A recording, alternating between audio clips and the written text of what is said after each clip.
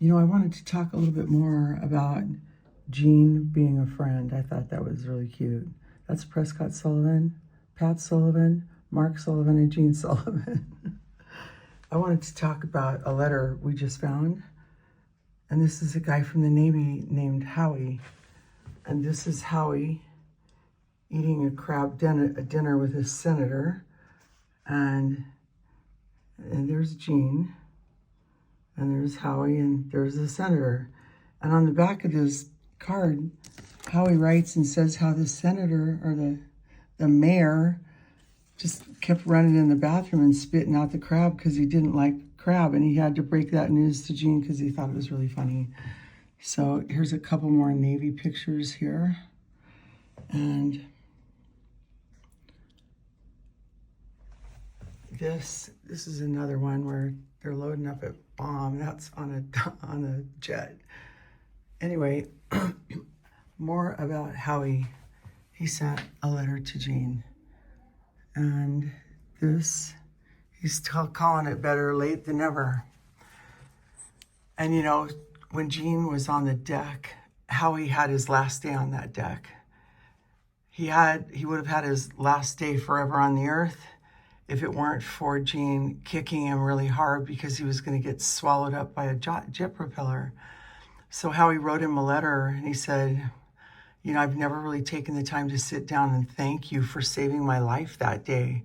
And when last time Jean saw him, his adult son, who was probably 30 or 40, and Howie went skipping away from him and crying because Howie would have never had a son, and the son wouldn't have had sons had he gotten swallowed up by the prop. And it's such a cool story, and the letter's really good too. I just want to take the time to read it. But I was thinking about how Jean has been a friend to sinners. What is a sinner? It's somebody that's living in a contradiction of their own soul, that's being overcome maybe by all the vices that can ruin people's lives, ruin relationships, and they're not doing well in their own soul. That's who Jesus was a friend of, those who lived in a contradiction of their own conscience. And there's a lot of stories I've gotten about the friend that Jean was to people. Sorry. Jean isn't Jesus. But he's made Jesus his friend, and that's been very helpful to a lot of people. So we went to a class reunion last year too, and this girl sits down, not a girl anymore, she was his age, sits down and said, Jean, do you remember the time you saved my life? I was in the front yard and some gang had come into our yard and they were going to kill me, and you came and beat them all up. I mean, and the stories about that too.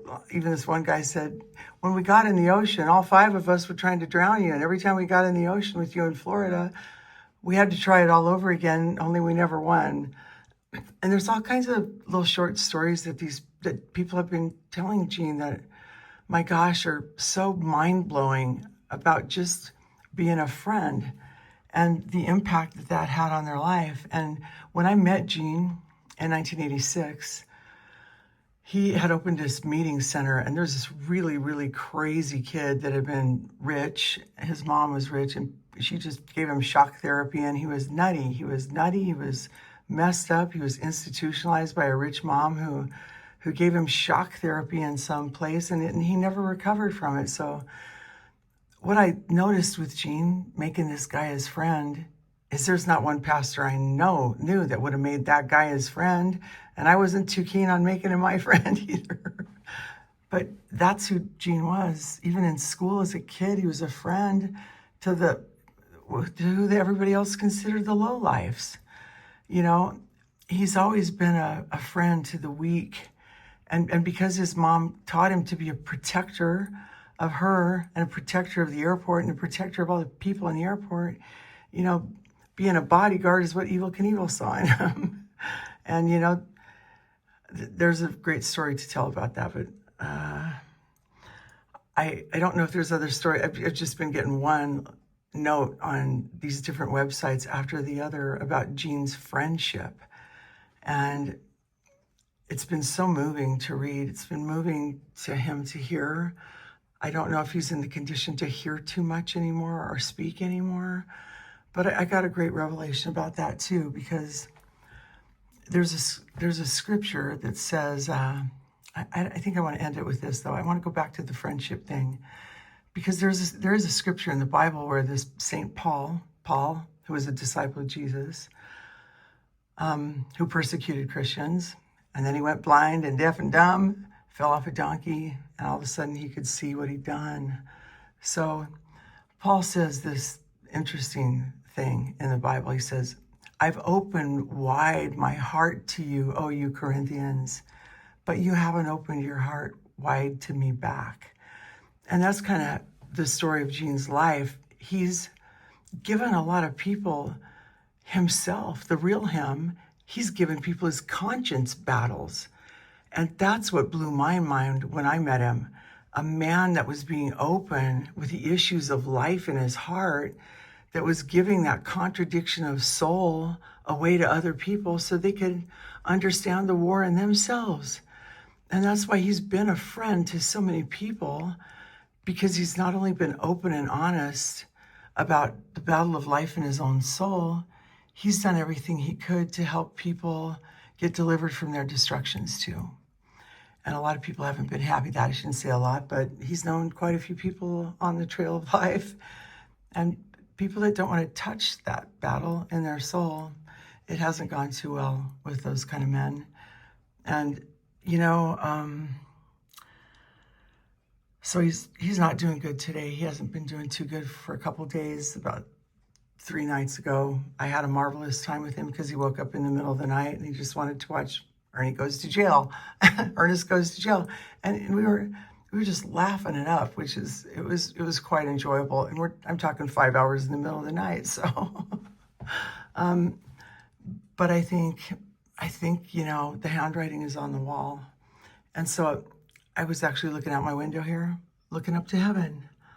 And there's a scripture that says, and they looked up to heaven and their face was lightened. And I said, Lord, I need some light. This is so hard to see him suffer. And I want to compose myself because this is pretty deep. I had this flashback of this story he tells about the captain coming to him and saying, Gene, I got a letter. And his father, who hates flying, flew in on the ship so he could be there when the captain talked to him. And the captain said, Gene, you've won a couple Navy titles, and I'm asking you, do you want to get in the ring and fight again? And you want to go for the title again? And his father was there. His father was a sports reporter that, wrote stories in the paper about sports. And it was a really big deal because his dad never got on an airplane, and his dad rode a little small airplane and flew it right onto the jet and surprised him. So when I'm praying and asking the Lord to help me, I saw Gene on the deck. And after he won these titles, he was supposed to get in the ring and go fight Muhammad Ali, George Foreman, big time. Rocky Marciano was going to train him. And I think there was another guy who was maybe affiliated with the mafia that tried to train him after then and dropped dead of a heart attack. But I think there was a reason that Gene was really glad that he got saved from maybe going down the wrong road in life, and that he lived for a purpose greater than himself instead. And so, when I saw him on the deck, I saw the captain of the ship that was Jesus, and saying, Gene, I have another ring for you to fight in. I have another battle for you to win, and it's not here anymore. And, he's loved enough people and imparted so many good things to us about the battle of life in our own soul so we can do well and we can love people and not get offended with them. When Gene first got saved, he prayed this prayer, I exercise my conscience, goes with the scripture, I exercise my conscience. The holy gem of God is to keep our heart free of being offended with God and people. And a lot of people don't do well in that. So they become addicts of some sort or another instead. When we don't do love well, we end up doing addiction well, sadly. So You know, just the fact, I watched Gene love so many people, and some of them were people that nobody would make their friend. And you know, he's helped a lot of people not be lonely because he's opened wide his heart and revealed his conscience and the battle of life in his own soul. And that's what makes people not feel lonely or like freaks, because there's no sin there's no selfishness that's not common to man. And you know, that's really what sin is. When we know what we should do and we don't do it. You know, we all have the battle of life in our soul, and to have a man come in and expose the real war that's just inside of us is one of the most precious things anybody can ever have, is a friend that's willing to reveal their true self to them and the words of life that change their direction and help them and heal them. You know, we sing this song, and Gene had us sing it at every meeting: eternal words, ever true, changing me and changing you. So to be able to give those words to somebody else and give them the real battle of your life, why you needed those words, is what true Christianity is all about. Jesus came and lived with 12 men, and he helped them to do well with each other. And one of them was a betrayer because he was greedy.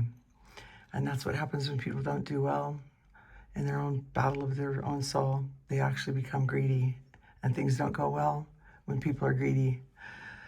Anyway, enough said for today, because it may be a short time before he's going into another ring for another reason. And who can figure it out? I can't figure out why so many people would be heartbroken because they're losing a friend.